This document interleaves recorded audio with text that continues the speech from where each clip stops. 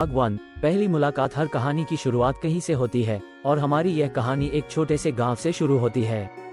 इस गांव का नाम था सुकुनपुर, जो चारों तरफ हरियाली से घिरा हुआ था और जहां लोग एक दूसरे से बेहद प्यार और सम्मान से पेश आते थे। इसी गांव में दो बच्चे रहते थे, राघव और सुमित। राघव एक गरीब परिवार से था। उसका पिता एक किसान था और उसकी माँ घर संभालती थी।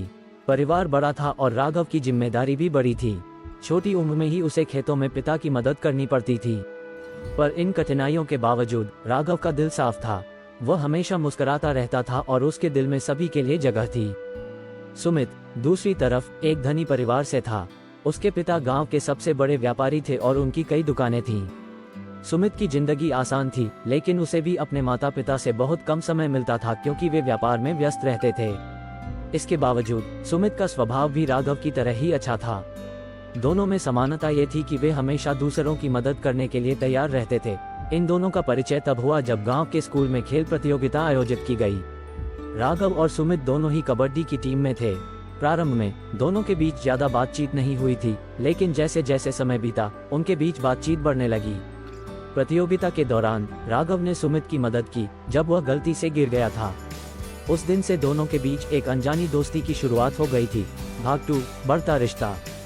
समय बीतता गया और राघव और सुमित की दोस्ती और गहरी होती गई। वे स्कूल के बाद अक्सर साथ में वक्त बिताते थे। कभी कभी वे नदी के किनारे बैठकर बातें करते थे, तो कभी गांव के पुराने मंदिर में जाकर ध्यान लगाते थे। दोनों की सोच और दृष्टिकोण अलग होते हुए भी वे एक दूसरे की सोच का सम्मान करते थे। सुमित के पास साधन संपन्न था, लेकिन उसने कभी राघव को नीचा दिखाने की कोशिश नहीं की, बल्कि वह हमेशा उसकी मदद करने की कोशिश करता था, चाहे वह किताबें हो या फिर खेल का सामान। राघव भी सुमित के साथ अपने सादगीपूर्ण विचार और जीवन के सबक साझा करता था, जो उसने अपने कठिन जीवन से सीखे थे। एक बार सुमित ने राघव को अपने घर बुलाया। राघव थोड़ी झिझक में था क्योंकि उसने ऐसा बड़ा और सुंदर घर पहले कभी नहीं देखा था, लेकिन सुमित ने उसे सहज महसूस कराया और दोनों ने दिन भर साथ में खेला।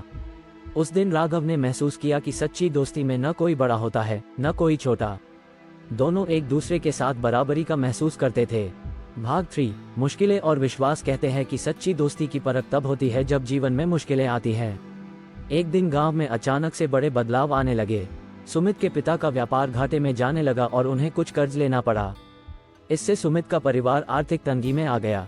उनका व्यापार धीरे धीरे बंद हो गया और उनकी संपत्ति भी बिकने लगी। सुमित को ये बात बहुत दुखी कर रही थी, लेकिन वह राघव के सामने अपनी परेशानी जाहिर नहीं करना चाहता था। इसी दौरान राघव के पिता भी बीमार पड़ गए। राघव का परिवार भी आर्थिक संकट से गुजर रहा था। इन सब के बावजूद राघव और सुमित ने एक दूसरे का साथ नहीं छोड़ा। उन्होंने एक दूसरे का हौसला बढ़ाया और हर मुश्किल में एक दूसरे के साथ खड़े रहे। सुमित ने राघव को अपनी परेशानियों के बारे में बताया और राघव ने उसे सांत्वना दी। राघव ने कहा, भाई, जिंदगी में उतार चढ़ाव आते रहते हैं। अगर हम हिम्मत नहीं हारेंगे तो सब ठीक हो जाएगा। सुमित को राघव के शब्दों से बहुत राहत मिली। उसे महसूस हुआ कि सच्ची दोस्ती में ही सच्चा विश्वास होता है। एक दूसरे पर विश्वास करना ही वह नींव है जिस पर हर रिश्ता टिका होता है।